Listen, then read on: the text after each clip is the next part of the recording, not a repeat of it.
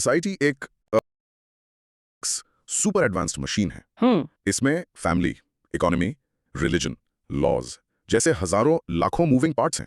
अब असली सवाल यह है कि ये मशीन बिना टूटे फूटे स्मूथली चलती कैसे? और ये सारे पार्ट्स एक साथ मिलकर काम कैसे करते हैं? एग्जैक्टली जबरदस्त सवाल है ना? बिल्कुल। और इसी सवाल ने एंथ्रोपोलॉजिस्ट को सेंचुरी से भी ज्यादा टाइम से फैसिनेट किया है। लेकिन इमेजिन, तो दोस्तों आज की हमारी इस गहरी चर्चा का मिशन यही है। बट वेट, मिशन शुरू करने से पहले एक छोटा सा काम। अगर आप सोसाइटी के ब्लूप्रिंट को समझने के लिए एक्साइटेड हैं, तो जल्दी से सब्सक्राइब बटन दबा दो, लाइक करो और नोटिफिकेशन बेल ऑन कर लो। It really helps. Yes, please do. तो आज हम एंथ्रोपोलॉजिकल थ्योरीज के एक स्टैक को अनपैक करेंगे, खास तौर पर फंक्शनलिज्म और स्ट्रक्चरल फंक्शनलिज्म। ये फैंसी शब्द लग सकते हैं, पर आइडिया सिंपल है। समाज का हर हिस्सा एक स्पेसिफिक फंक्शन, एक खास काम पूरा करता है। So a grand plan, a grand design. You could say that. ये थियोरीज रेवोल्यूशनरी थीं क्योंकि इन्होंने हमें कस्टम्स को सिर्फ अजीब या पुराना देखने से आगे बढ़कर ये पूछना सिखाया, आखिर ये कस्टम समाज के लिए करता क्या है, इसका पर्पस क्या है। वाओ, मतलब व्हाट से वाई पर फोकस शिफ्ट हो गया। Precisely the shift from description to analysis. तो आज का हमारा लर्निंग मैप क्या है? Will start with basic tenets of structural functionalism, a 2017 question. Then we'll zoom out to understand the parent idea, functionalism, from 2016. इसके बाद we'll apply this lens to a complex topic, the functional approach to religion, a 2014 question. Then we'll take another look at structural functionalism from a 2008 paper and get even more specific with Radcliffe Brown's theory of social structure from 2003. And finally हम देखेंगे कि इन societies को study करने के methods समय के साथ कैसे बदले, Radcliffe Brown versus Evans Pritchard, a 2001 question. Ready हो? Let's unpack this. Okay, तो चलो part 1. Let's do it. We're starting with the question from 2017. Basic tenets of structural functionalism. Broad micro theme. Society as an integrated system. तो structural functionalism कहाँ से शुरू करें? ये इतना हैवी टर्म लगता है। इसे समझने का सबसे बेस्ट तरीका है organic analogy. It's the hook. Society को एक लिविंग ऑर्गेनिज्म की तरह देखो। एक लिविंग ऑर्गेनिज्म जैसे कि अ ह्यूमन बॉडी। एग्जैक्टली। जैसे बॉडी में दिल, दिमाग, फेफड़े होते हैं और सबका अपना अपना फंक्शन होता है, राइट? हाँ। The heart pumps blood, the lungs handle oxygen. हाँ बिल्कुल। वैसे ही सोसाइटी में इंस्टीट्यूशंस होते हैं, फैमिली, रिलीजन, लॉ, इकोनॉमी। हर ऑर्गन का एक स्पेसिफिक काम है। और वो काम क्या है? सिस्टम को जिंदा रखना, स्टेबल रखना। प्रिसाइजली, सिस्टम को जिंदा और स्टेबल रखना। So the first and most crucial tenet is society as an organic system. Wow, okay, this is a powerful analogy. तो इसका कोई रियल लाइफ एग्जांपल है from anthropology? Of course, classic example है Bronislav मेलानोव्स्की की ट्रोब्रिएंड Islanders की study. उनका एक कूला exchange system था। कूला exchange sounds interesting. What was that? वो लोग सेरेमोनियल गिफ्ट्स एक्सचेंज करते थे, खास तरह के नेकलेसेस और आर्म बैंड्स, अलग-अलग आइलैंड्स के बीच। अब सरफेस पर तो ये बस गिफ्ट्स देना लगता है। But it wasn't just about gifts, was it? Not at all. इसका फंक्शन था to maintain peace, create alliances and ensure stability between different islands. It was a social mechanism disguised as a ritual. So a student writing this answer should start with the organic analogy. How does that help structure the answer better? Good question. I think it gives a central metaphor. Examiner को तुरंत पता चल जाता है कि student ने core concept को पकड़ लिया है। Correct. It provides a powerful opening hook for the answer. So that's the first tenet. What's the second? The second tenet is the maintenance of social structure. यहाँ A.R. Radcliffe Brown का काम central है। उन्होंने कहा कि social institutions exist to maintain the social structure. So the goal is to keep the machine running. Yes. Radcliffe Brown ने Andaman Islanders पर study की। उन्होंने बताया कि उनके रिचुअल सिर्फ पूजा पाठ नहीं थे, बल्कि सोशल कोहीजन यानी सामाजिक एकजुटता बढ़ाने के मैकेनिज्म्स थे। ये रिचुअल्स ग्रुप आइडेंटिटी को मजबूत करते थे, लोगों को एक कॉमन पर्पस के अंडर लाते थे। So rituals as social glue. That's a great way to put it. अब एक डाउट है. If every part has a function, what about things that cause problems like crime? That's a brilliant question. Later functionalists like Robert Merton ने dysfunctions का concept introduce किया. He argued that some social facts can have negative consequences for the stability of society. So the model isn't perfect. It has nuances. Exactly. And acknowledging that shows a deeper understanding. For a top-scoring answer, mentioning Merton's concept of dysfunction would be a great value addition. Okay, tenet number 3. This one sounds a bit technical. Synchronic analysis. It's simpler than it sounds. Synchronic means at the same time. इसका मतलब है society को at a single point in time study करना। Like taking a snapshot. Perfect analogy. जैसे car engine की problem समझने के लिए हम उसकी हिस्ट्री में नहीं जाते कि ये कार कब बनी थी, we check how it's running right now. Functionalists took a snapshot of a society to understand how its parts were working together at that moment. But isn't history important? क्या ये अप्रोच हिस्ट्री को ignore नहीं करती? That is its biggest criticism. और ये सवाल पूछना बहुत जरूरी है। By focusing on the now, they often ignored historical processes and social change. Okay. So as a student, how should one present this point? Should they present it as a weakness? Yes, they should explain synchronic analysis and immediately follow up with its primary criticism that it's ahistorical. This shows critical thinking. Got it. And the final tenet. The fourth and final tenet is functional interdependence. Interdependence? मतलब सब कुछ connected है? Everything. System का एक हिस्सा बदलता है तो बाकियों पर भी असर होता है। फॉर एग्जाम्पल, इकोनॉमी में कोई बड़ा शिफ्ट आता है जैसे इंडस्ट्रियलाइजेशन, तो वो फैमिली स्ट्रक्चर को इफेक्ट कर सकता है। Right. Joint families to nuclear families, for instance. Exactly सब कुछ इंटरकनेक्टेड है। Nothing exist in isolation. So what is the single most important keyword to remember for this tenet? I'd say interconnection or systemic links. Precisely. Using such keywords shows clarity. Okay, so to conclude this question, what does this all mean? संक्षिप्त में, structural functionalism society को एक stable, self regulating, interconnected system के रूप में देखता है जहां हर हिस्से का एक स्पेसिफिक पर्पस है। So now let's practice saying the 4 tenets together. Great idea. 1. Society as an organic system. 2. Maintenance of social structure. 3. Synchronic analysis. 4. Functional interdependence. Now pause and practice saying that. Perfect. So, mini recap. Structural functionalism sees society as a living body, where every organ has a job to keep it stable. Okay, let's zoom out. अभी हमने structural functionalism देखा, which was Radcliffe Brown's version. Now we move to the 2016 question, functionalism.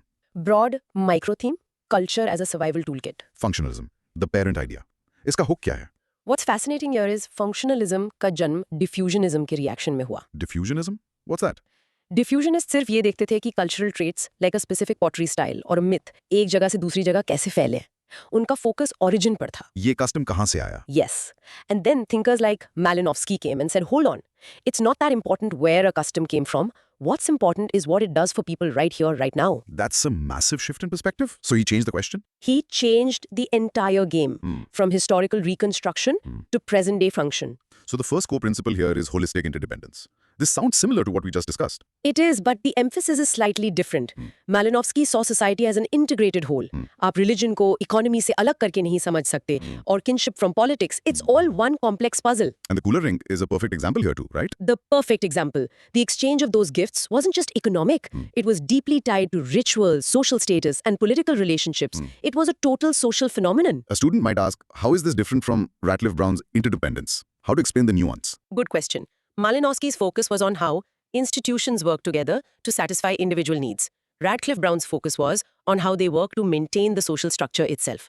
It's a subtle but crucial difference. Individual needs versus societal needs. Got it. And this brings us to Malinowski's most brilliant and original idea, biocultural needs. Biocultural needs. Break that down for us. He argued that culture ultimately exists to serve 7 basic biological needs of human beings. Needs like nutrition, reproduction, safety, health, and so on. So culture isn't just about art and music. Oh, it's a survival toolkit. The ultimate survival toolkit. And beyond these basic needs, there are also psychological needs, like having a sense of control or meaning in life. Culture serves those too. This is amazing. Can you give us a concrete example of culture serving a psychological need? The best example is the Trobriand Islanders' high-risk open sea fishing. We mentioned it briefly before. Right. They performed magic rituals only before the dangerous fishing trips. Exactly. Why? Because the magic gave them psychological stability and a sense of control over something unpredictable and dangerous. It was a cultural tool to manage fear and anxiety. So when a student writes about this, what's a common mistake they might make? A common mistake is to present magic and science as opposites. Malinowski showed they're not. They are different tools for different problems. For what you can control, you use knowledge and skill, science. For what you cannot, you use magic and ritual. That's a profound insight. And it highlights how culture meets psychological needs. So we have Malinowski's version of functionalism. Then what about the third point? The third point is, as we discussed, structural functionalism. Radcliffe Brown.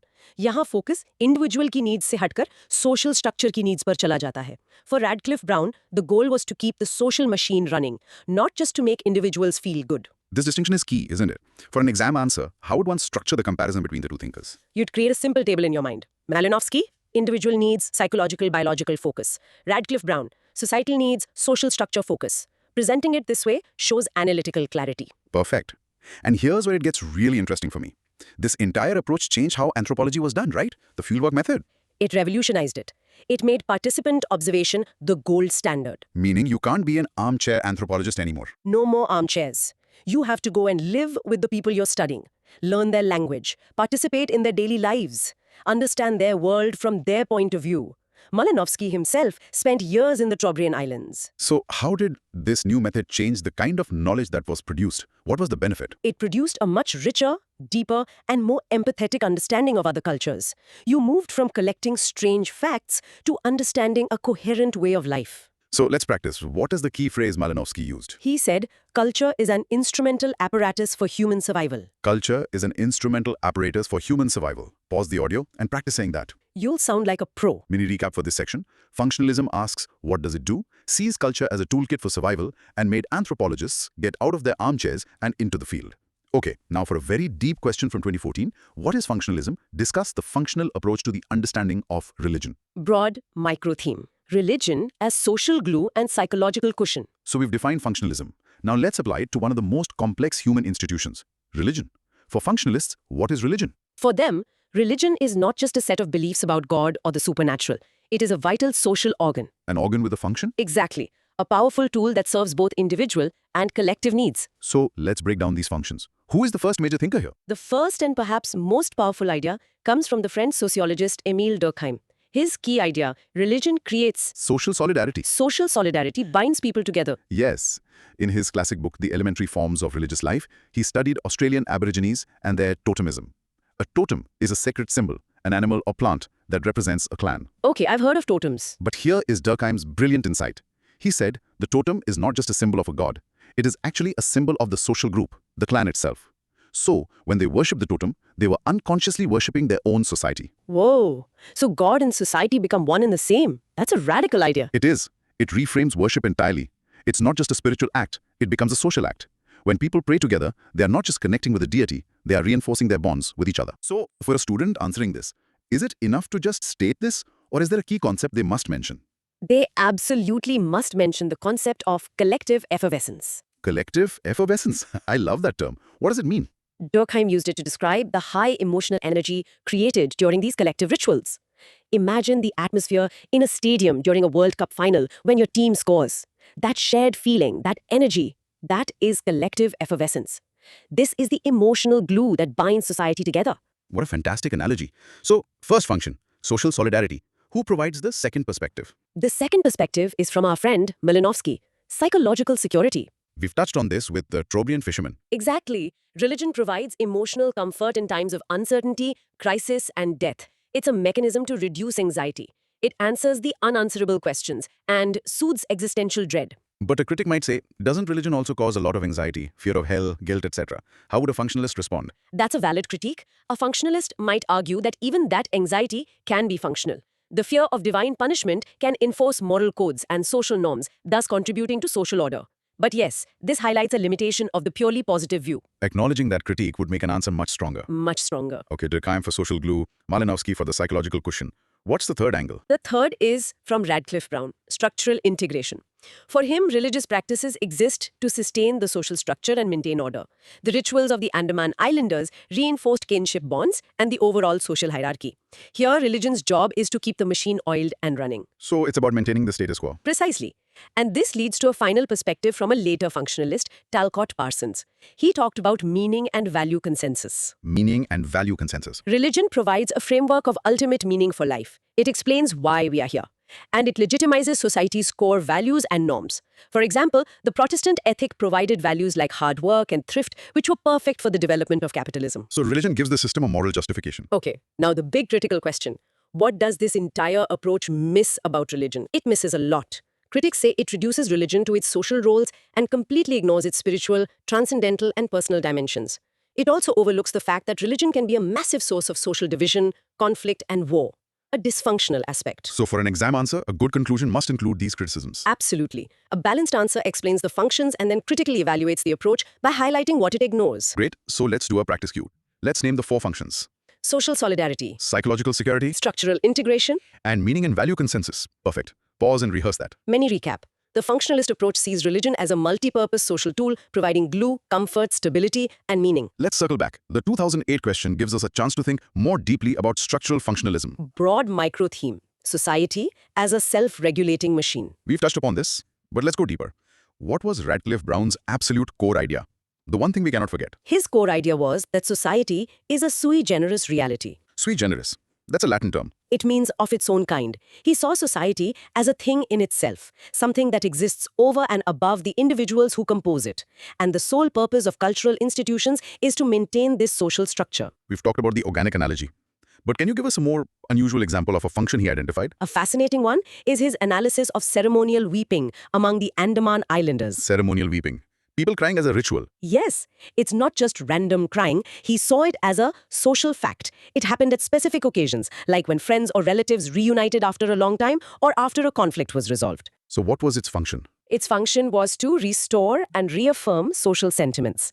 When relationships face a disruption, either through long separation or a quarrel, this shared ritual of weeping acts as a social reset button. It washes away the tension and brings social life back to normal. A social reset button. That's a brilliant way to think about it. If a student uses an example like this, what does it signal to the examiner? It signals that they haven't just memorized the main theories, but have engaged with the specific ethnographic examples. It shows a higher level of understanding. Okay, so that's the micro-level function. What about the macro-level goal of the whole system? At the macro level, the concept is functional unity and equilibrium. Radcliffe Brown called this state eunomia. EUNOMIA. Eunomia? It literally means good order. It's a state of social health where all institutions work together consistently without producing persistent conflicts. The society is in a state of balance. But is any society ever in a perfect state of eunomia? Isn't there always some conflict? That is the ideal type. It's a theoretical model. Of course, he recognized that conflict exists, which he termed dysnomia. But for him, the overall tendency of a social system is to move back towards equilibrium, towards eunomia. So how does society achieve this good order? Are there specific tools for it? Yes, and this is another fascinating part of his work. He identified tools like joking and avoidance relationships. We mentioned this earlier. Can you elaborate? It sounds so specific. In many societies, your relationship with certain relatives is prescribed. With some, like your mother-in-law, you must maintain a formal distance and show respect. Avoidance. With others, like your brother-in-law, you can have a very informal, teasing and joking relationship. And what is the function of these rules? They are social mechanisms designed to prevent conflict and manage tension in delicate social bonds. The avoidance relationship with a mother-in-law, for instance, prevents the potential friction that could arise from daily close interaction. The joking relationship allows for a release of tension in a controlled way. So these are like social safety valves. Perfect term for it. Safety valves that maintain the equilibrium of the kinship system. How could a student make this point more impactful in an essay? Perhaps by contrasting it with modern societies where such formal rules are less common and ask if we have informal equivalents. An excellent idea for a conclusion to show contemporary relevance. Finally, one more concept. Social structure as classificatory. Yes, among Australian Aborigines, he studied moieties, where the society is divided into two halves, often named after animals like eagle hawk and crow. So you're either an eagle hawk or a crow? Yes, and these are not just names. They are, as the famous phrase goes, good to think. They are classificatory tools that organize the entire social universe. They determine who you can marry, who your allies are, and how you relate to the natural world. They impose order on society. So the structure isn't just about people, it's about a way of thinking, a way of organizing reality. Exactly. The social structure provides the mental categories through which people perceive the world. Thus, to a practice cue, repeat the key term for social health. Eunomia. Practice saying eunomia.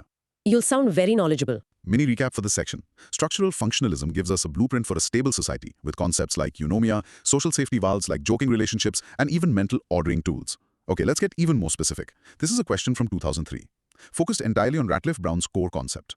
Describe the structural features of social life as suggested by Radcliffe Brown in his theory of social structure. Broad micro theme. The anatomy of social structure. So this is like asking an architect to list the parts of a building. What is the very first distinction Radcliffe Brown makes? The very first and most fundamental distinction he makes is between general versus actual structure. We touched on this. Actual structure is the temporary arrangement of specific people here and now. Yes, It's always changing. yes, It's like a single frame in a movie. yes. The general structure is the stable form, the underlying pattern that persists over generations, even as the individual actors change. Yes. Like the roles in a play, the king, the queen, they remain the same even when different actors play them. Why is this distinction so important for his science of society? Because science studies stable patterns, not constant flux. To be a science, anthropology had to focus on the general structure, the enduring form. That makes sense. So, with that foundation, what are the key structural features, the building blocks? The first is the existence of social groups. Society isn't just a random collection of individuals. It's organized into groups. These are the core units. Like families, clans, lineages, etc. His example was the forest-dwelling bands of the Andaman Islanders. These groups are the primary components of the structure. Okay, simple enough. What's the second feature? The second is the internal group structure. It's not enough to say groups exist. Every group has its own internal organization, hierarchies, roles, and defined relationships. So who is the leader? Who are the elders? How do decisions get made? That sort of thing. Exactly. He gives the example of the Toda tribe in India, where social fatherhood is determined by a bow and arrow ritual, not by biological parentage. This shows that the internal structure and its roles are culturally defined, not naturally given. That's a powerful example. A student might ask, how does understanding this internal structure help in analyzing a society? It helps you understand power dynamics, decision-making processes, and how resources are allocated within the society.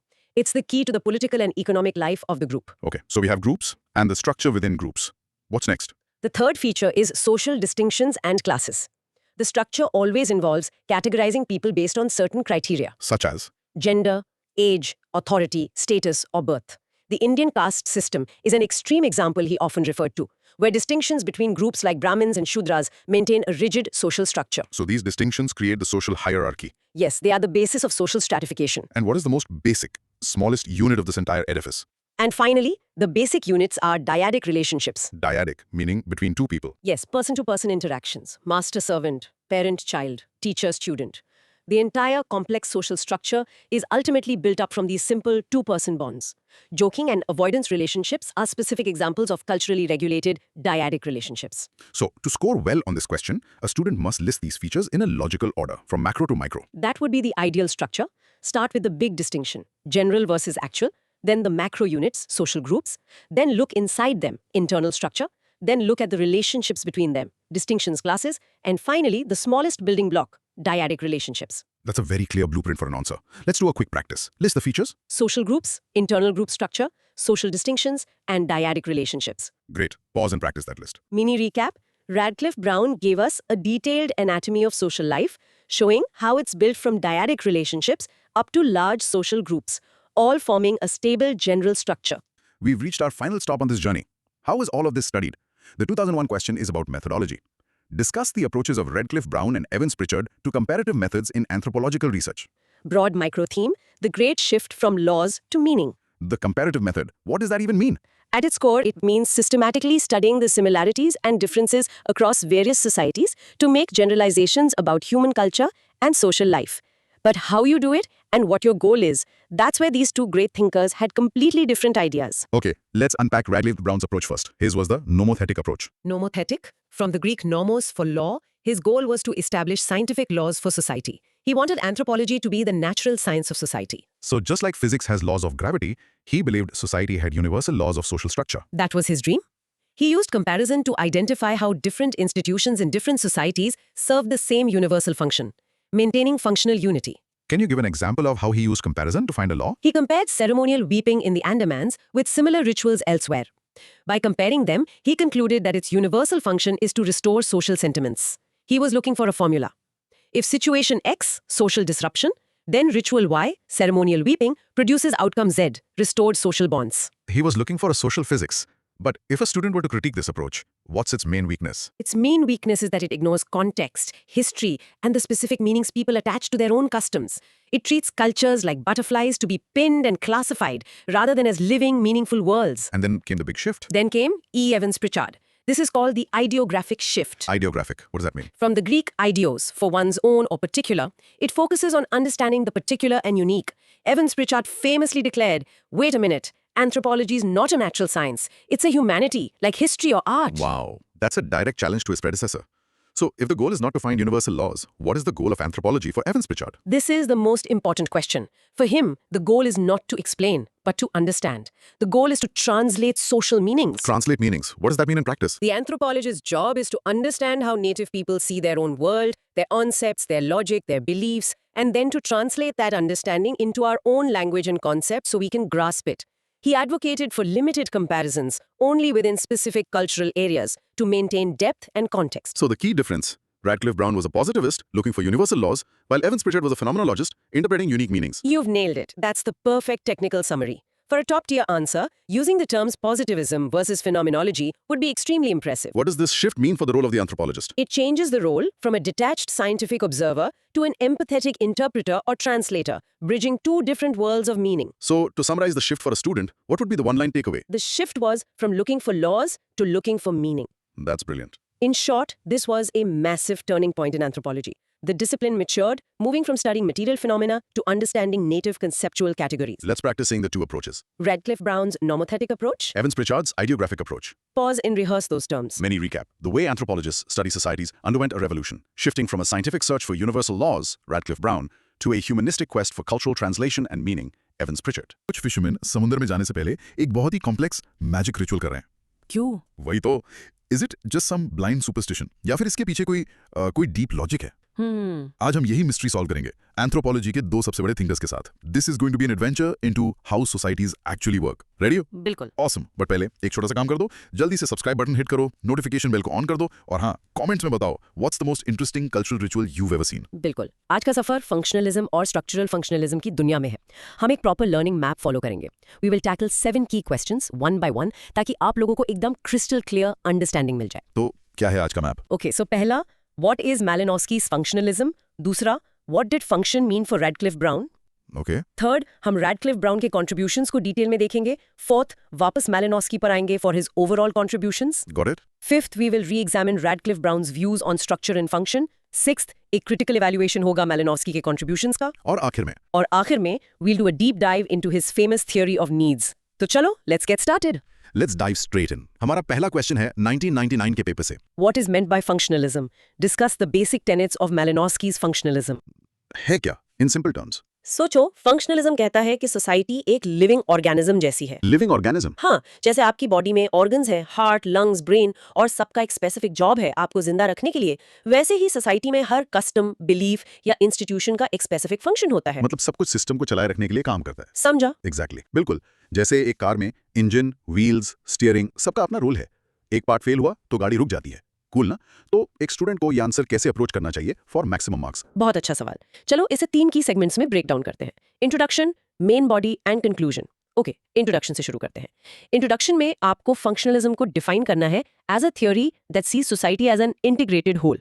फिर सीधा Malinowski पर आओ, उनका core idea mention करना जरूरी है। Culture is an instrumental apparatus that exists to satisfy human biological and psychological needs. ये line तो एक परफेक्ट हुक है एग्जामिनर के लिए। बिल्कुल। अब आते हैं मेन बॉडी पर। इसको 2 पार्ट्स में डिवाइड करो। Part A, nature of functionalism. यहाँ 3 की आइडियाज हैं। 3 आइडियाज कौन से? पहला, ऑर्गेनिक एनालॉजी। ये आइडिया हर्बर्ट स्पेंसर से लिया गया है। Society is equal to biological organism. Simple. दूसरा, सिंक्रोनिक एनालिसिस। इसका मतलब है कि फंक्शनलिस्ट कल्चर को प्रेजेंट में स्टडी करते हैं, हाउ इट वर्क्स नाउ। अच्छा, तो वो पास्ट में क्या हुआ उसमें इंटरेस्टेड नहीं थे? एग्जैक्टली, वो हिस्टोरिकल स्पेकुलेशन को रिजेक्ट करते हैं। और तीसरा, यूनिवर्सल फंक्शनैलिटी। ये एक की प्रिंसिपल है। हर छोटा बड़ा कस्टम फंक्शनल होता है। अगर कोई चीज बेकार हो जाती है तो वो ऑटोमेटिकली डिसअपियर्स। मतलब nothing is useless. Interesting. Okay, part B क्या है? Part B, basic tenets of Malinowski's biocultural functionalism. ये थ्योरी का हार्ट है। इसमें पहला पॉइंट है इंडिविजुअल प्राइमेसी। Individual primacy? हाँ, यही चीज मैलिनोव्स्की को यूनिक बनाती है। उनके लिए कल्चर का प्राइमरी फंक्शन इंडिविजुअल की नीड्स को पूरा करना है। अगर लोग खुश और सेटिस्फाइड है तो सोसाइटी अपने आप स्टेबल रहेगी। सोसाइटी इंसान के लिए है, इंसान सोसाइटी के लिए नहीं, याद रखना। ये तो बहुत बड़ा पॉइंट है। ओके, आगे। नेक्स्ट, उनकी थ्योरी ऑफ नीड हायरार्की। ये उनका सबसे फेमस कॉन्सेप्ट है। 3 लेवल्स हैं। पहला, primary biological needs. 7 basic needs हैं, जैसे मेटाबॉलिज्म यानी फूड और रिप्रोडक्शन। और इनका कल्चरल रिस्पॉन्स क्या है? फूड के लिए कमिसेरिएट यानी फूड सप्लाई सिस्टम, रिप्रोडक्शन के लिए किनशिप। फिर आती हैं डिराइव्ड नीड्स। जब कल्चर बनती है तो उसको मेंटेन करने के लिए नई नीड्स पैदा होती हैं, जैसे सोशल कंट्रोल, इकोनॉमिक्स, एजुकेशन। और आखिरी लेवल, इंटीग्रेटिव नीड्स। ये साइकोलॉजिकल सिक्योरिटी के लिए हैं, जैसे मैजिक, रिलीजन और साइंस। इसका कोई एग्जांपल है? बिल्कुल, ट्रॉबरीन आइलैंडर्स का एग्जाम्पल यहाँ परफेक्ट फिट होता है। मिलिनोव्स्की ने देखा कि जब वो डीप सी फिशिंग के लिए जाते हैं जहाँ रिस्क ज्यादा है और साइंस काम नहीं आती, वहाँ वो मैजिक का यूज करते हैं। ये मैजिक उनकी एंग्जाइटी कम करने का फंक्शन परफॉर्म करता है, उन्हें कॉन्फिडेंस देता है। वाओ। और एक और कॉन्सेप्ट है चार्टर ऑफ एन इंस्टीट्यूशन। मिलिनोव्स्की ने कहा कि हर इंस्टीट्यूशन के 3 पार्ट्स होते हैं। एक चार्टर, शेयर्ड गोल्स, पर्सनल, लोग और मटेरियल apparatus, टूल्स। इसका best example cooler ring ceremony है। अच्छा, और कंक्लूजन में क्या लिखना है? कंक्लूजन में मिलिनोव्स्की के कंट्रीब्यूशन को समराइज करो। उन्होंने एंथ्रोपोलॉजी को आर्मचेयर थियोराइजिंग से पार्टिसिपेंट ऑब्जर्वेशन की तरफ शिफ्ट किया। थोड़ा क्रिटिसिज्म मेंशन कर सकते हो, जैसे कि उनकी थ्योरी अहिस्टोरिकल है but end on a high note. Make the answer more impactful for an examiner. क्योंकि ये थ्योरी को रियलिटी से कनेक्ट करता है। सिर्फ मैजिक रिड्यूसेस एंजाइटी कहना एब्स्ट्रैक्ट है, लेकिन Trobriand islanders use magic during risky fishing to reduce anxiety कहना कॉन्क्रीट प्रूफ है। इससे एग्जामिनर को पता चलता है कि आपने थ्योरी को अप्लाई करना सीखा है। Right. Next, for maximum marks, how should a student structure the theory of needs part? एक टेबल यूज करना चाहिए। सीरियसली, 3 कॉलम्स बनाओ, नीड, कल्चरल रिस्पॉन्स और एग्जाम्पल। जैसे need, reproduction, cultural response, kinship marriage.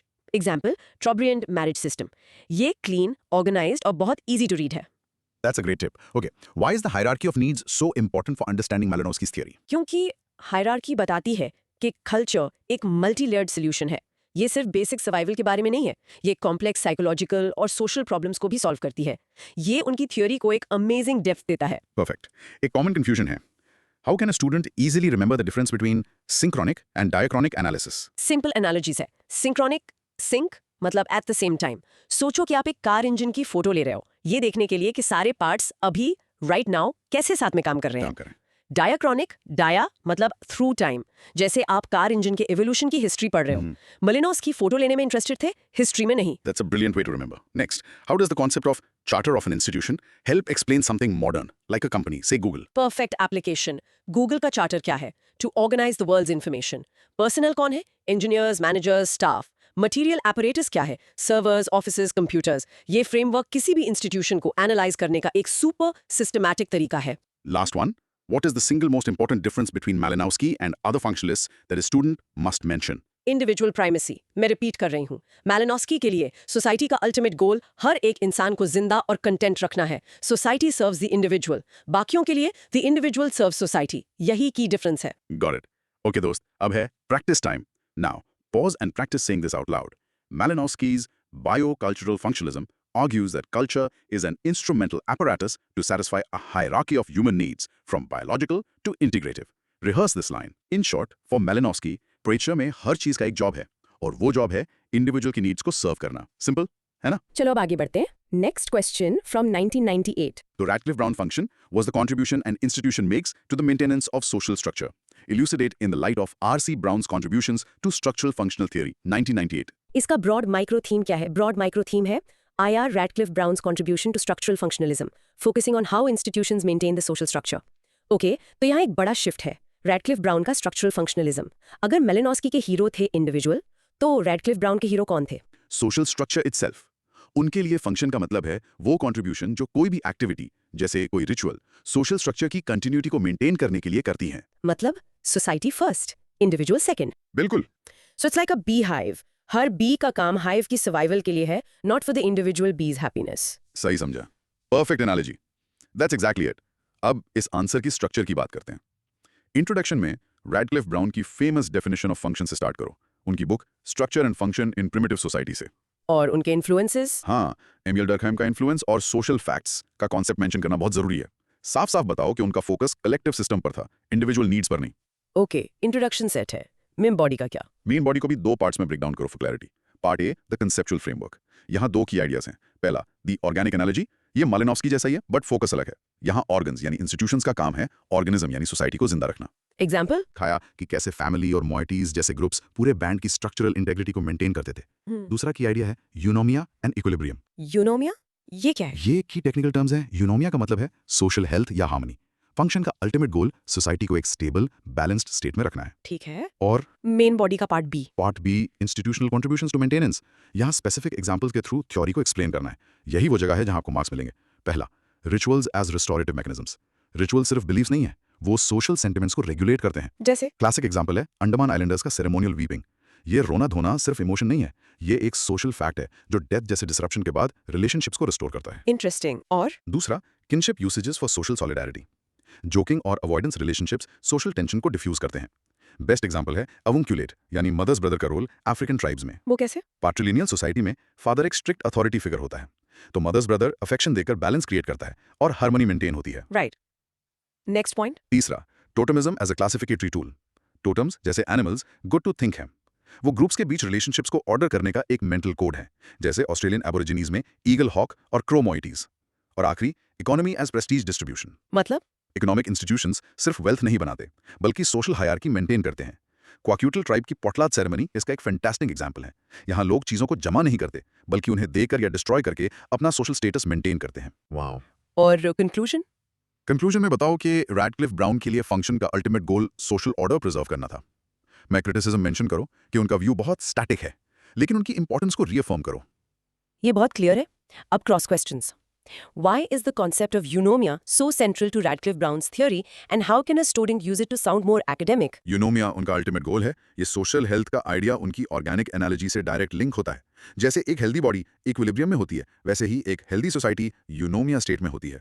इस टर्म को यूज करने से पता चलता है कि आपने थ्योरी का कोर पर्पस समझा है. Okay, so it's a high scoring keyword. Next, Radcliffe Brown and Malinowski both use the organic analogy. What is the one line difference a student must write to distinguish them? ये crucial है, difference focus में है। Malinowski पूछते हैं, ये organ, institution, individual की needs को कैसे पूरा कर रहा है? Radcliffe Brown पूछते हैं, ये organ, institution, पूरे body, social structure को जिंदा कैसे रख रहा है? एक individual centric है, दूसरा structure centric। That makes it crystal clear. अब एग्जाम के लिए how should a student structure the body of this answer to make it flow logically and impress the examiner? Institutions के basis पर clear subheadings बनाओ. The function of rituals, the function of kinship, etc. Her heading के नीचे पहले concept explain करो और फिर उससे एक concrete ethnographic example से support करो. ये concept example link structure unbeatable है. Good to think ये phrase थोड़ा confusing है. What does totems are good to think actually mean in simple words? इसके सिंपल मतलब है कि नेचर एक रेडीमेड मॉडल प्रोवाइड करता है जिसे इंसान अपनी सोशल वर्ल्ड को ऑर्गेनाइज करने के लिए यूज कर सकता है। एक ईगल और एक क्रो के बीच का ऑपोजिशन क्लियर है, तो सोसाइटी इस नेचुरल ऑपोजिशन को अपनी सोशल डिविजन्स को मैप आउट करने के लिए यूज कर सकती है। It's a mental tool for classification, समझे? I see. So nature को use करके society को map करना. Cool. Why is a joking avoidance relationship considered a function? क्योंकि ये पोटेंशियल कॉन्फ्लिक्ट्स को प्रिवेंट करता है। फॉर एग्जांपल, एक सास और दामाद के बीच अवॉइडेंस रिलेशनशिप उनके बीच पॉसिबल फ्रिक्शन को रोकता है, इसलिए ये सोशल स्ट्रक्चर की हार्मनी को मेंटेन करने का एक मैकेनिज्म है, एक फंक्शन है। Last one. What is the main criticism of this theory that must be included in the conclusion? Main criticism ये है कि ये सोसाइटी को बहुत स्टैटिक और हार्मोनियस दिखाता है। ये एक स्नैपशॉट है, मूवी नहीं।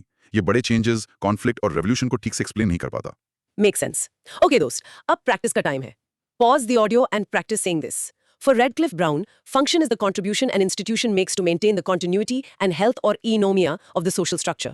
Practice this. In short, Radcliffe Brown के लिए एक chess game में हर piece का function game को चलाए रखना है, ना कि किसी एक piece को happy करना. Society is the game. ठीक है, अब चलते हैं 1994 के एक सवाल पर, A.R. Radcliffe Brown, 1994. और इसका broad micro theme. Broad micro theme. The theoretical framework of structural functionalism as a mechanism for societal maintenance and stability. All right, यह question तो broader है. Radcliffe Brown के contributions के बारे में in general. तो इस पर एक comprehensive answer कैसे structure करेंगे? Exactly, ये एक greatest hits question है. इसे logically structure करते हैं. Introduction में उन्हें structural functionalist school का founder position करो. Emile Durkheim और social facts का idea जरूर mention करना. ये आपकी academic lineage की understanding दिखाता है. उनका goal था natural science of society establish करना. ओके, सो इंट्रोडक्शन उनके एम्बिशन को सेट करता है। मेन बॉडी में क्या आएगा? मेन बॉडी में हम उनके कॉन्ट्रीब्यूशंस को 3 कोर पिलर्स में ब्रेक करेंगे। पहला पिलर है his concept of social structure. ये उनका फाउंडेशनल आइडिया है। यहाँ आपको उनका एक्चुअल वर्सेस जनरल स्ट्रक्चर का डिस्टिंक्शन एक्सप्लेन करना होगा। एक्चुअल वर्सेस जनरल मतलब? Actual structure temporary real time arrangement है, जैसे एक क्लासरूम में अभी बैठे हुए स्टूडेंट्स। ये बदलता रहता है। जनरल स्ट्रक्चर वो परसिस्टेंट फॉर्म है, वो रोल्स और रिलेशनशिप्स का सिस्टम जो जनरेशंस तक चलता है, जैसे स्कूल सिस्टम इटसेल्फ। उनकी अंडमान आइलैंड्स की स्टडी इसका क्लासिक एग्जांपल है। So the players change but the games rules and position stay the same. Got it. दूसरा पिलर क्या है? यहाँ हम ऑर्गेनिक एनालॉजी को रीआइटरेट करेंगे। किसी भी पार्ट का फंक्शन है उसकी contribution to maintaining the whole system, और इसका गोल है इकोनोमिया यानी social health. Okay, structure and function. तीसरा पिलर है C, his analysis of kinship and ritual mechanisms. उन्होंने दिखाया कि कैसे specific social behaviours social machine में गियर्स की तरह काम करते हैं। यहाँ 2 की एरियाज डिस्कस करने चाहिए। पहला, joking and avoidance relationships as mechanisms to diffuse social tension, और दूसरा द अवंक्युलेट यानी मदर्स ब्रदर का स्पेशल रोल। राइट, और इसका कंक्लूजन कैसे करें? कंक्लूजन में उनकी लेगेसी को समराइज करो। उन्हें स्टैटिक और ए हिस्टोरिकल होने के लिए क्रिटिसाइज किया जाता है, लेकिन रैडक्लिफ ब्राउन के काम ने एंथ्रोपोलॉजी को एक rigorous natural science of society की तरफ शिफ्ट किया। Excellent. अब कुछ cross questions. In simple terms, what's the real difference between actual and general structure? And why is this distinction important? एक फुटबॉल टीम के बारे में सोचो। एक्चुअल स्ट्रक्चर है आज फील्ड पर स्पेसिफिक 11 प्लेयर्स। जनरल स्ट्रक्चर है 4-4-2 फॉर्मेशन इटसेल्फ। ये डिस्टिंक्शन इसलिए इंपॉर्टेंट है क्योंकि इसने उन्हें सोशल स्टेबिलिटी को स्टडी करने दिया, इवन जब इंडिविजुअल्स बदल रहे थे। Great analogy. To score extra marks, how can a student visually represent Radcliffe Brown's theory in the answer sheet? एक सिंपल फ्लोचार्ट फंटास्टिक रहेगा। कुछ ऐसा: social institution example kinship, recurrent activity example joking relationship, maintenance of general structure, eunomia social health. ये उनकी पूरी theory को एक बार में विजुअली रिप्रेजेंट करता है। Love that. Next, how does the avunculate prove his theory of maintaining structure? ये दिखाता है कि सोसाइटी कैसे एक सेफ्टी वाल्व क्रिएट करती है। एक स्ट्रिक्ट पेट्रीलिनियल सिस्टम में फादर सन रिलेशनशिप टेंशन से भरा हो सकता है। मदर्स ब्रदर अफेक्शन और सपोर्ट का एक चैनल प्रोवाइड करता है, इस टेंशन को बैलेंस करता है और फैमिली स्ट्रक्चर को टूटने से बचाता है। Okay, a deeper question. Why did Radcliffe Brown insist on a natural science of society? वो मानते थे कि ह्यूमन सोसाइटीज जैसे नेचुरल फिनोमेना डिस्कवरेबल लॉज से गवर्न होती हैं। वो एंथ्रोपोलॉजी को सिर्फ कल्चर्स डिस्क्राइब करने से आगे ले जाकर उन यूनिवर्सल प्रिंसिपल्स को एक्सप्लेन करना चाहते थे जो उन्हें स्टेबल रखते थे। उन्हें लॉज चाहिए थे, सिर्फ कहानियां नहीं। For the answer, is it a good idea to compare him with Malinowski in this answer, even if the question doesn't ask for it? Yes, एक ब्रीफ 1 और 2 लाइन कंपैरिजन एक बहुत हाई लेवल टेक्निक है। ये कहना कि unlike Malinowski's focus on individual needs, Radcliffe Brown focused on the needs of the social structure itself, आपकी broader understanding दिखाता है। If his view is static, how did he account for any social change at all? यही उनकी सबसे बड़ी कमजोरी है और आपको इसे मेंशन करना चाहिए। उनके पास लार्ज स्केल चेंज के लिए कोई अच्छी थियोरी नहीं थी। वो सोसाइटी को इक्विलिब्रियम की तरफ जाते हुए देखते थे। डिसरप्शन के बाद भी वो मानते थे कि वो एक स्टेबल स्टेट में वापस आ जाएंगी, ना कि कुछ नया बन जाएगी। Excellent. Time to practice, दोस्त. Pause and practice saying, Radcliffe Brown's contribution was defining social structure as a persistent system maintained by the function of its institutions, all aiming for a state of eunomia or social health. Rehearse that. In short, Radcliffe brown ने हमें वो blueprint दिया जिससे हम समझ सकते हैं कि एक सोसाइटी का स्केलेटन, उसका सोशल स्ट्रक्चर समय के साथ कैसे जुड़ा रहता है। ठीक है, चलो अब वापस Malinowski की तरफ। ये सवाल है 1990 से। Discuss Malinowski's contributions to functionalism in social anthropology 1990 और इसका broad micro theme. Broad micro theme है Bronislaw Malinowski's biocultural functionalism as an instrumental system for satisfying human needs and maintaining cultural wholes. Okay, तो हम वापस Malinowski पर आ गए हैं। Question उनके कॉन्ट्रीब्यूशंस के बारे में है, प्लूरल, मतलब उन्होंने जो कुछ भी किया सब डिस्कस करना है। कहाँ से शुरू करें? राइट, ये बड़ा सवाल है। इंट्रोडक्शन में Malinowski को एक रेवोल्यूशनरी की तरह फ्रेम करना चाहिए। उनकी book a scientific theory of culture में उन्होंने कल्चर को एक इंस्ट्रूमेंटल अपैरेटस कहा, और सबसे इंपॉर्टेंट, उन्होंने एंथ्रोपोलॉजी को हिस्टोरिकल डायक्रॉनिक स्पेकुलेशन से सिंक्रोनिक स्टडी की तरफ पिवट किया। तो उनके मेन कॉन्ट्रीब्यूशंस क्या थे? Let's break down the main body for a killer answer. हम इसे 4 मैसिव कॉन्ट्रीब्यूशंस में स्ट्रक्चर कर सकते हैं। पहला, the theory of universal needs. हमने इसे कच किया है, लेकिन अब डीप जाते हैं। उन्होंने एक 3 लेवल हायरार्की प्रपोज की। Right, 3 levels. हाँ, पहला प्राइमरी बायोलॉजिकल नीड्स, जैसे metabolism, reproduction. For example Trobriand institution of marriage reproduction की नीड का कल्चरल रिस्पॉन्स है। दूसरा डिराइव्ड सेकेंडरी नीड्स, ये कल्चर के आर्टिफिशियल एनवायरनमेंट को मेंटेन करने के लिए है, जैसे सोशल कंट्रोल या एजुकेशन की नीड। और तीसरा integrative symbolic needs, psychological security के लिए। यहाँ मैजिक, मिथ, रिलीजन आते हैं। Needs and more needs. दूसरा बड़ा कंट्रीब्यूशन क्या था? B, the charter of an institution. उन्होंने आर्ग्यू किया कि कल्चर ऑर्गेनाइज्ड इंस्टीट्यूशंस के थ्रू ऑपरेट करती है। हर इंस्टीट्यूशन का एक चार्टर, गोल्स, पर्सनल, लोग, नॉर्म्स, रूल्स और मटेरियल अपैरेटस, टूल्स होता है। इसका परफेक्ट एग्जांपल कूलरिंग है। अच्छा, कुलरिंग। ये एक इंस्टीट्यूशन है for the ceremonial exchange of shell arm bands and necklaces. इसका चार्टर इकोनॉमिक प्रॉफिट नहीं है, इसका चार्टर है परमानेंट सोशल बॉन्ड्स और पॉलिटिकल स्टेबिलिटी क्रिएट करना। सो इंस्टीट्यूशंस वो मशीन्स हैं जो नीड्स को सेटिस्फाई करती हैं। तीसरा क्या है? सी, इकोनॉमिक फंक्शनलिज्म। ये एक गेम चेंजर था। उन्होंने रैशनल इकोनॉमिक मैन के वेस्टर्न मिथ को पूरी तरह से चैलेंज किया। उन्होंने आर्ग्यू किया कि कई सोसाइटीज में बिहेवियर सोशल ऑब्लिगेशन से डिक्टेट होता है, प्योर यूटिलिटी से नहीं। इसका कोई solid proof? Urigubu system in the Trobriand Islands इसका प्रूफ है। एक भाई अपनी यैम हार्वेस्ट का एक बड़ा हिस्सा अपनी शादीशुदा बहन को देता है, प्रॉफिट के लिए नहीं बल्कि अपनी मैट्रिलिनियल अथॉरिटी और सोशल ड्यूटी को रीइंफोर्स करने के लिए। That's a huge point. और उनका आखिरी और शायद सबसे फेमस कंट्रीब्यूशन, उनकी सबसे बड़ी legacy, the methodological revolution. Malinowski modern participant observation और इमिक पर्सपेक्टिव इनसाइडर्स व्यू के फादर हैं। उनका ट्रोब्रियांडर्स के साथ 2 साल का इमर्जन उस वक्त अनहर्ड ऑफ था। और कंक्लूजन में उनके culture as an integrated whole के व्यू को एम्फसाइज करना है। थोड़ा क्रिटिसिज्म एक्नॉलेज करो, लेकिन स्टेट करो कि उनका फील्ड वर्क मेथड आज भी मॉडर्न एंथ्रोपोलॉजी का फाउंडेशन है। Fantastic. Let's get to the cross questions. Why was participant observation so revolutionary at the time? Malinowski से पहले एंथ्रोपोलॉजिस्ट अक्सर आर्म चेयर स्कॉलर्स होते थे जो मिशनरीज के अकाउंट्स पढ़ते थे। उन्होंने इंसिस्ट किया कि एक कल्चर को समझने के लिए आपको उसमें रहना होगा, भाषा बोलनी होगी और डेली लाइफ को फर्स्ट हैंड ऑब्जर्व करना होगा। ये एक रेडिकल शिफ्ट था, from reading about people to learning from people. Right. How does the urigubu system challenge western economic ideas and why is this a good example to use? Western classical economics assume करती है कि इंसान rational actors हैं जो personal profit maximise करना चाहते हैं।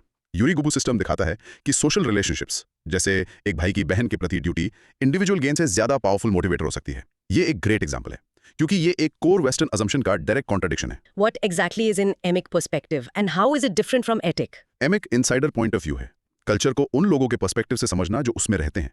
इसका ऑपोजिट एथिक है जो आउटसाइडर का एनालिटिकल पर्सपेक्टिव है। Malinowski ने एमिक व्यू को चैंपियन किया। वो नेटिव्स के पॉइंट ऑफ व्यू को समझना चाहते थे। For exam takers, how can a student use the table from the source notes to structure this answer effectively? वो टेबल जो level of need, cultural response, functional outcome को link करती है, perfect है। आप थ्योरी ऑफ नीड्स का पूरा section उसके अराउंड बिल्ड कर सकते हो। ये एक क्लियर लॉजिकल स्ट्रक्चर प्रोवाइड करता है। Another structure question, in an answer about his contributions should a student start with his theory और हिज मेथोडोलॉजी? थ्योरी से स्टार्ट करना बेहतर है, थ्योरी ऑफ नीड्स, इंस्टीट्यूशंस, क्योंकि उनकी मेथोडोलॉजी पार्टिसिपेंट ऑब्जर्वेशन वो टूल था जो उन्होंने अपनी थ्योरी को प्रूव करने के लिए डेवलप किया। लॉजिकल फ्लो है, ये मेरा आइडिया है और ये नया मेथड है जो मैंने इसे टेस्ट करने के लिए बनाया। Theory first, method second.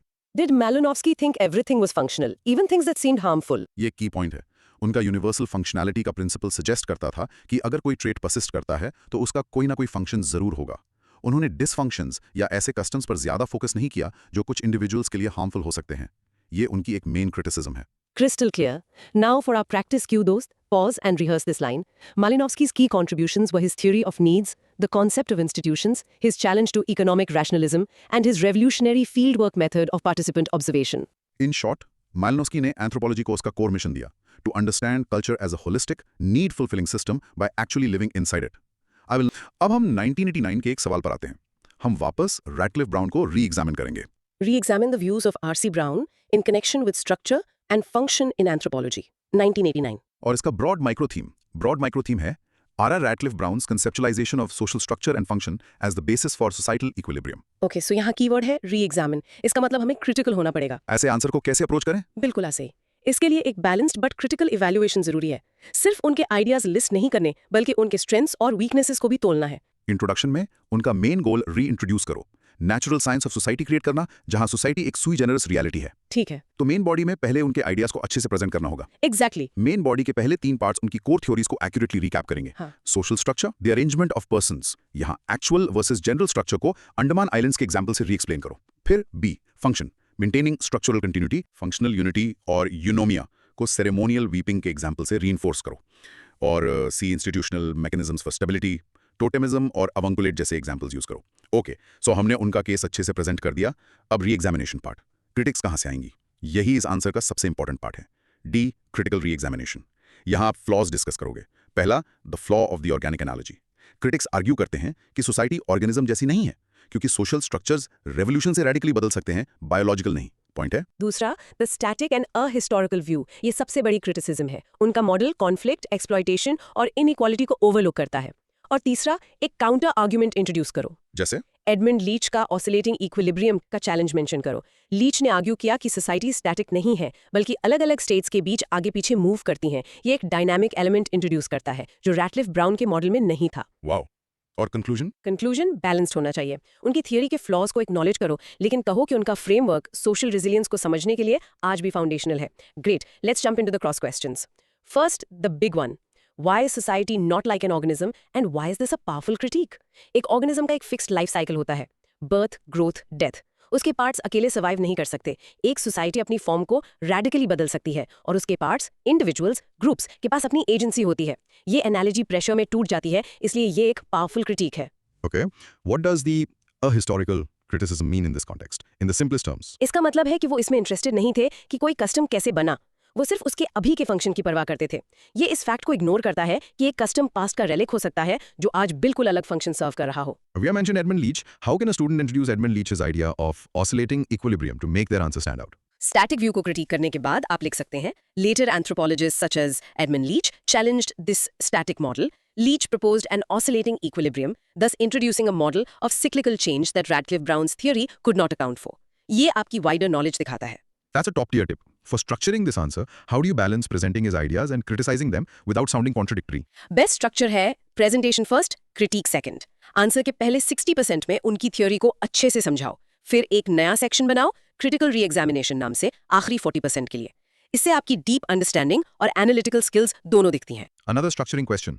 Is it better to integrate the criticism throughout the answer or save it for a dedicated section at the end? एक री-एग्जामिन या इवैल्यूएट क्वेश्चन के लिए क्रिटिक को एंड में एक डेडिकेटेड सेक्शन में रखना ज्यादा स्ट्रॉन्ग है। ये एक ज्यादा फोकस्ड और पावरफुल इवैल्यूएशन अलाउ करता है। Final question on this. Did Radcliffe Brown see any role for the individual at all? बहुत कम। उनके लिए इंडिविजुअल एक एब्स्ट्रैक्शन था, सोशल स्ट्रक्चर द्वारा डिफाइन किए गए रोल का एक ऑक्यूपेंट। उसके इंडिविजुअल थॉट्स या फीलिंग्स से ज्यादा इंपॉर्टेंट वो इंस्टीट्यूशनल रोल था जो वो प्ले कर रहा था। Perfect. Let's practice, team. Pause now and rehearse. In re-examining Radcliffe Brown, we appreciated his powerful framework for social stability, but also identify its critical flaws, namely its static, ahistorical view and its limited organic analogy. ये एक photograph है, movie नहीं, ठीक है? अब इसका mirror image. 1987 का सवाल। मालिनोस्की को इवैल्यूएट करना। Evaluate Malinowski's contributions to functionalism, 1987. इसका broad micro theme. Broad micro theme. Braun, Vylosky, Malinowski's biocultural functionalism as a framework for understanding culture as a need fulfilling system. Okay, so evaluate मतलब फिर से good versus bad. इसे कैसे setup करें। बिल्कुल। Introduction में उनके बायोकल्चरल फंक्शनलिज्म को डिफाइन करो, culture as an instrumental apparatus.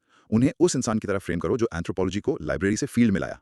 ठीक है, तो मेन बॉडी में पहले उनके कॉन्ट्रीब्यूशंस। हाँ, पहले उनका केस बिल्डअप करो। A, the biocultural theory of needs. 3 tiered hierarchy को ट्रॉब्रिएंड एग्जांपल्स के साथ एक्सप्लेन करो। B, the institutional framework and the charter. Kula ring और यूरी गुबू सिस्टम को यूज करके दिखाओ कि वो इंस्टीट्यूशंस को कैसे एनालाइज करते थे।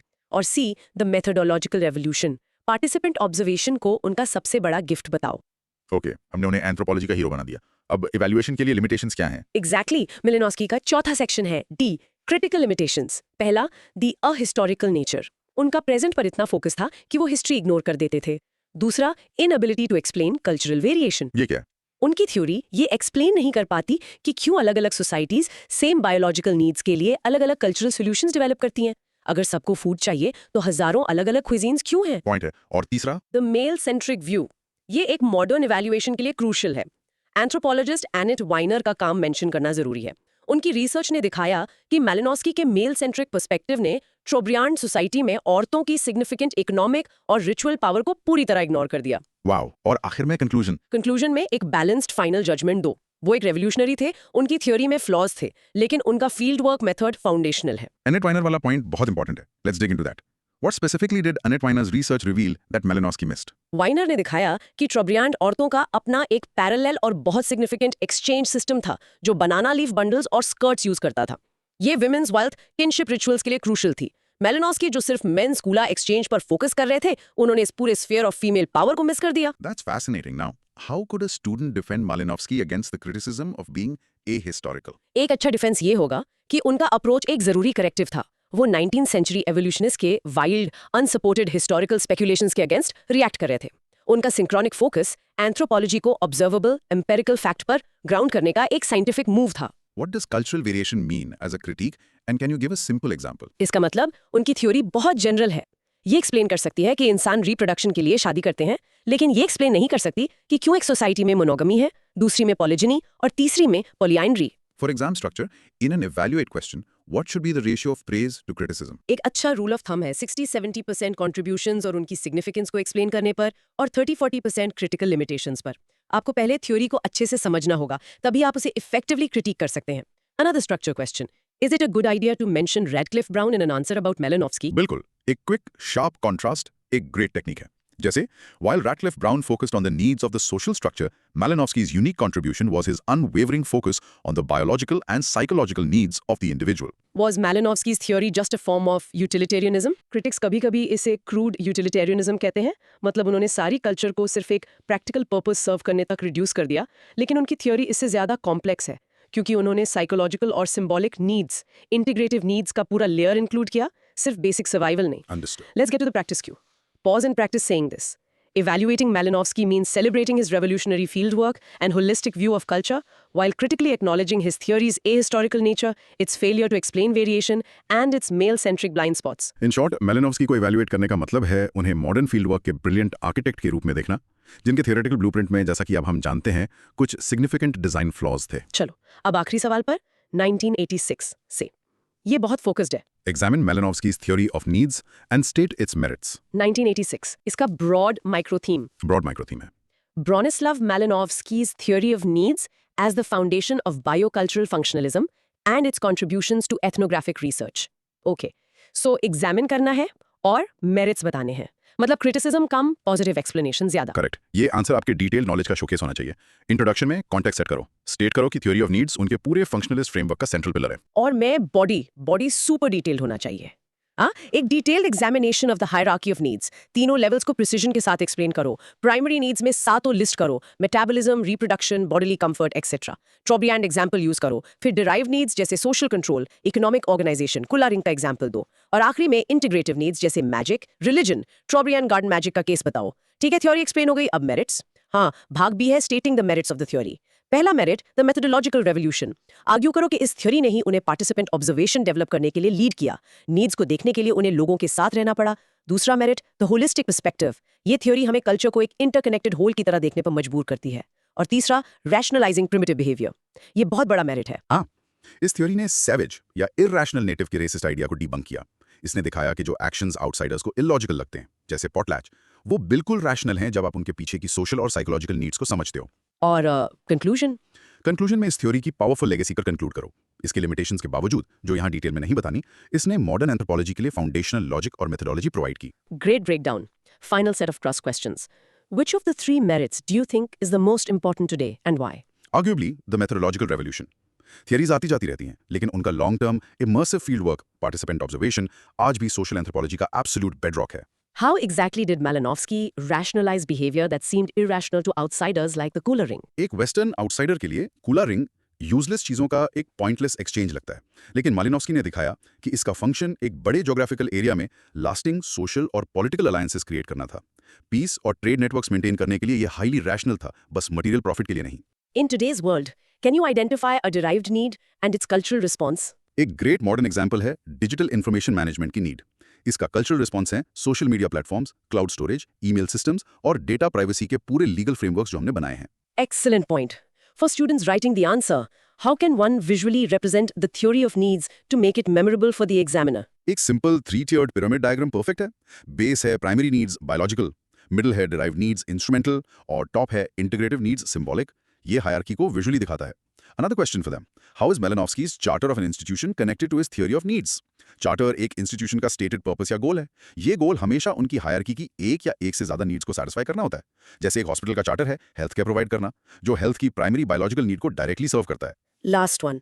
Why is his theory called biocultural functionalism? What do those two words together mean? ये बायोकल्चर है इसलिए क्योंकि उन्होंने आर्ग्यू किया कि कल्चर अल्टीमेटली इंडिविजुअल की बायोलॉजिकल नीड्स को सैटिस्फाई करने में रूटेड है। कल्चर हमारे एनिमल नेचर और हमारी कॉम्प्लेक्स सोशल वर्ल्ड के बीच का कल्चरल ब्रिज है। वो कनेक्शन की है that perfectly ties it all together. Time for the final practice cue of the day. Pause and practice saying. Malinowski's theory of needs posits a 3-level hierarchy from biological to symbolic, and its key merits are the methodological revolution it inspired, its holistic view of culture, and its power to rationalize human behavior. In short, Malinowski's theory of needs ये simple but profound idea है कि culture के बारे में सब कुछ ultimately हमें as biological beings जिंदा, connected और sane रखने के बारे में है। Phew, what a marathon! From the Trobriand Islands to the Andaman Islands, Malinowski से Radcliffe Brown तक हमने दो brilliant minds के ideas को पूरी तरह से unpack किया। बिल्कुल। आज का हमारा ब्रॉड माइक्रो थीम था फंक्शनलिज्म एंड स्ट्रक्चरल फंक्शनलिज्म। जल्दी से रिकैप करें कि हमने सातों क्वेश्चंस में क्या कवर किया। हाँ जरूर। हमने देखा कि मैलिनोव्स्की ने कल्चर को एक नीड फुलफिलिंग टूल किट की तरह देखा, एक ग्रैंड सिस्टम जो इंडिविजुअल के बायोलॉजिकल और साइकोलॉजिकल सर्वाइवल के लिए डिजाइन किया गया है। और उसके अलावा रैडक्लिफ ब्राउन ने फोकस को इंडिविजुअल से सोशल स्ट्रक्चर पर शिफ्ट किया। उनके लिए हर चीज का फंक्शन सोसाइटी की कंटिन्यूटी और हेल्थ या इकोनोमिया को मेंटेन करना था। हमने उनके की कॉन्सेप्ट्स जैसे theory of needs, कूला ring, joking relationships और टोटेमिज्म को रियल एथनोग्राफिक एग्जांपल्स के थ्रू समझा। और आखिर में हमने उनकी थ्योरीज के स्ट्रेंथ्स और वीकनेसेस को भी क्रिटिकली इवैल्यूएट किया, उनके जीनियस और लिमिटेशंस दोनों को समझते हुए। बिल्कुल, बट ये डिस्कशन यहाँ खत्म नहीं होता। Here's a thought for you to ponder. अगर मैलिनोव्स्की और रैडक्लिफ ब्राउन आज की digital society with social media, online communities और वर्चुअल रिचुअल्स को स्टडी करते तो वो क्या कहते? इंटरेस्टिंग। सोशल मीडिया का फंक्शन क्या है? क्या ये इंडिविजुअल नीड्स फॉर कनेक्शन को सर्व कर रहा है मैलिनोव्स्की, या ये एक नए तरह के सोशल स्ट्रक्चर को मेंटेन कर रहा है रैडक्लिफ ब्राउन, या फिर ये दोनों को डिस्टर्ब कर रहा है? इस पर सोचना जरूर। एक fascinating question. Keep thinking, keep questioning. अगर आपको ये सुपर डिटेल डीप डाइव पसंद आया तो प्लीज चैनल को सब्सक्राइब करना मत भूलना। इस वीडियो को एक बड़ा सा लाइक दो और अपने दोस्तों के साथ शेयर करो जो एंथ्रोपोलॉजी में इंटरेस्टेड हैं। कमेंट्स में हमें जरूर बताओ कि अगला टॉपिक कौन सा होना चाहिए। Until next time, keep dive.